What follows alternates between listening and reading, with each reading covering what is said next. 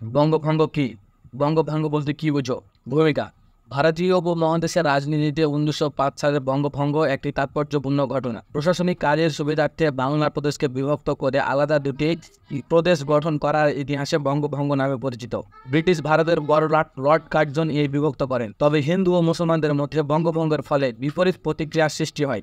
এক পক্ষ থেকে স্বাগত জানালেও অন্য পক্ষ তীব্র বিরোধিতা করে। বঙ্গভঙ্গ: উপমহাদেশের সর্ববৃহৎ প্রদেশ ছিল বাংলা প্রেসিডেন্সি। এটা বাংলা, বিহার, ছোটনাগপুর ও ওড়িশা নিয়ে গঠিত ছিল। বাংলা প্রেসিডেন্সি শাসনভার ছিল একজন গভর্নর বা ছোট লাটের উপর, কিন্তু তার একার পক্ষে শাসন পরিচালনা করা কষ্টকর ছিল। এমতো অবস্থায় বড় লর্ড কার্জন বাংলা প্রেসিডেন্সি বিভক্ত করার পরিকল্পনা করেন।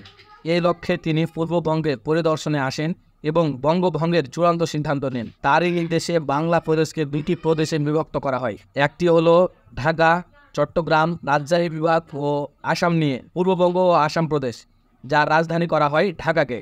অন্যটি হলো পশ্চিমবাংলা, বিহার ও উড়িষ্যা নিয়ে পশ্চিম বাংলা প্রদেশ, এর রাজধানী কলকাতাতে থেকে যায়। পূর্ববঙ্গ ও আসাম প্রদেশের গভর্নর নিযুক্ত হন স্যার ব্যামভেল ফুলার এবং পশ্চিমবঙ্গের গভর্নর হন স্যার অ্যান্ড্রু ফ্রেজার। দুটি সম্পূর্ণ নতুন প্রদেশ সৃষ্টিতে বাংলা প্রদেশের হিন্দু ও মুসলমান সম্প্রদায় বিপরীত প্রতিক্রিয়া প্রদর্শন করে। মুসলমানরা বঙ্গভঙ্গকে স্বাগত জানায় এবং হিন্দুরা এর বিরোধিতা করে। বঙ্গভঙ্গের কারণসমূহ নিম্নে উল্লেখ করা হলো। ভারতের স্বাধীনতা সংগ্রামের ইতিহাসে বঙ্গভঙ্গ এক গুরুত্বপূর্ণ স্থান দখল করে আছে। 19বিংশ শতকের দিকে ব্রিটিশ সরকারের নিবেদিত জাতীয়তাবাদকে দমনের জন্য বিভেদ নীতি প্রয়োগের চেষ্টা করে।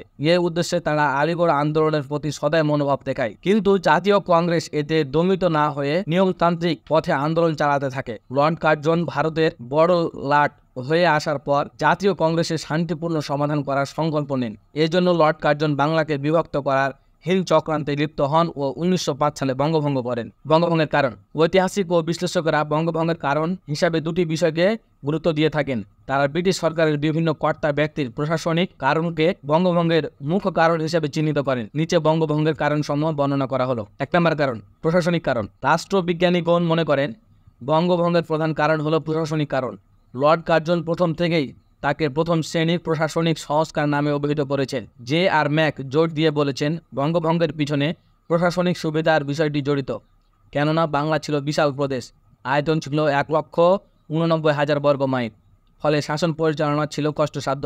এই জন্য বঙ্গভঙ্গ করা হয়। কংগ্রেসের শক্তি দুর্বলতা: 1885 সালে কংগ্রেস প্রতিষ্ঠার মাধ্যমে ভারতীয় জনগণের রাজনৈতিক সচেতনতা বৃদ্ধি পায়। বঙ্গভঙ্গ যখন প্রস্তাব করা হয়, কংগ্রেস তখন থেকেই এর বিরোধিতা করে। কার্জন বিশ্বাস করতেন কলকাতায় কিছু ষড়যন্ত্রকারী আমাদের বিরুদ্ধে কংগ্রেস চালাতো, কাজে কলকাতার গুরুত্ব কমিয়ে কর্মকাণ্ডের বিকল্প কেন্দ্র উৎসাহ দিলে কংগ্রেস দুর্বল হয়ে পড়বে। অর্থনৈতিক বৈষম্য দূরকরণ: ব্রিটিশ শাসন আমলে যত উন্নয়ন হতো সবই ভারতের রাজধানী কেন্দ্রিক। এতে অন্যান্য অঞ্চল সমূহ